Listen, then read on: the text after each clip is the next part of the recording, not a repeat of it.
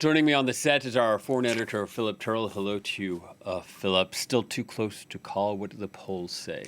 Polls aren't difficult to judge, William, and I don't think anybody should put faith in the fact that they're telling the truth one way or the other, not because they don't want to, but basically because they can't. If you look at the poll, the national US poll, it's giving a slight lead to Kamala Harris. She's on 48.3% compared to 47.2% for Donald Trump.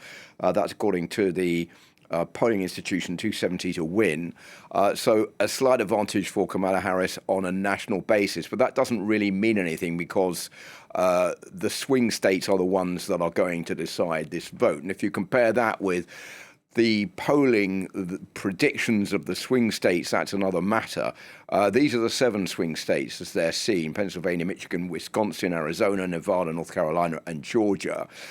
Kamala Harris only for the moment comes out top in 2 of those. That's Michigan and Wisconsin.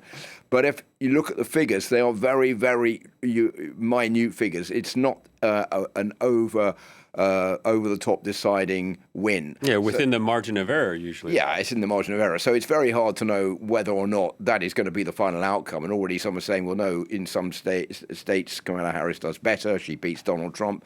And so we really don't know. The polls are just a rough guideline, but they don't really matter right now. I think what both candidates are trying to do, and we've seen that time and time again, but I think it's been ratcheted up to another level over the past few days, is to try to push people to go out and vote, basically saying, go out and vote, you have to vote if you want us to win. That's the only way to do it. This is coming at a time when a lot of people in the United States actually have already voted.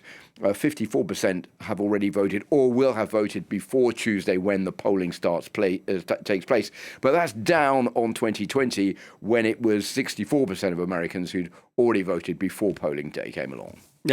In this mass mobilization, trying to get people to vote, it also comes at this time when we're seeing both candidates darkening their rhetoric. Why is that? Well, certainly, I think on the part of Donald Trump, there's a darkening of the rhetoric. We just heard him talking about Kamala Harris and this scare tactic about basically it's us versus them, and they're the bad guys, and they're doing everything to destroy the United States and let migrants take over the country, and criminals and murderers. It's enough to make everybody feel scared, and that's why Donald Trump is using that as a tactic to try to drag in the voters. So immigration is his big tactic, and the second one is the economy, saying that Kamala Harris has basically ruined the economy with Joe Biden over the past few years, which isn't actually true if you look at the figures.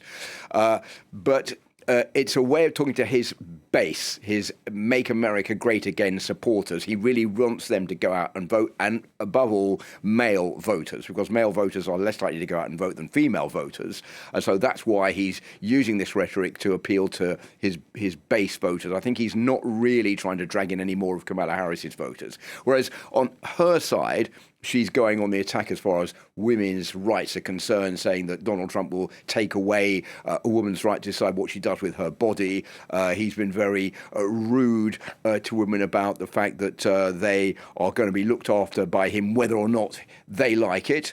And she's been repeating that systematically with practically all her rallies over the past few days, as a result, trying to pull in the women voters to say, look, this is what Donald Trump is going to do if you get elected, as we were also hearing from her in that clip. So I think that she's trying to appeal to dissatisfied Republicans who are hesitating about whether or not to vote for Donald Trump. And I think both sides are worried that this could swing one way or the other by those people who don't go out and vote, or who are thinking they may not go out and vote, or who don't know still who they're going to vote for. I think that those are the people who are going to decide how this election turns out. You know, one of the issues we haven't heard that much of is climate change. We had these recent hurricanes hit the U.S. In this news bulletin, we're talking about the deadly flash flooding in Spain. The French newspaper Le Monde released some figures about what would happen if Trump were to return to the White House. What did it say? Well, they are pretty chilling reading. I mean, Donald Trump came up with this phrase, which I think sums up what he's going to do if he gets back to the White House, and that is, "We will drill, baby, drill," which is pretty much an indication that what he wants to do is to go for Drill. more drill to take more fossil fuels, oil, gas to make sure that the United States energy remains cheap. It's 2/3 cheaper than it is here in Europe, and that's a vote winner for Donald Trump if that can be maintained afterwards.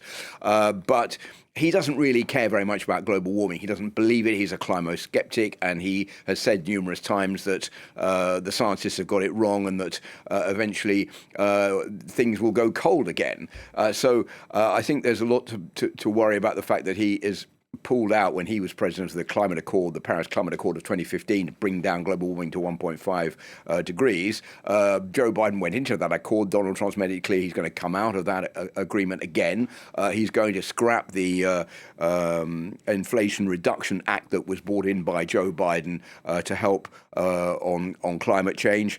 And basically, I think that the objective of Donald Trump is to slow down the fight against global warming in favor of boosting the use of fossil fuels in a way of boosting industry in the United States. But that is not good news for all of those who are fighting in the US to try to bring down the threat of climate change. All right, Philip, thank you very much. Philip Turle, France 24's foreign editor.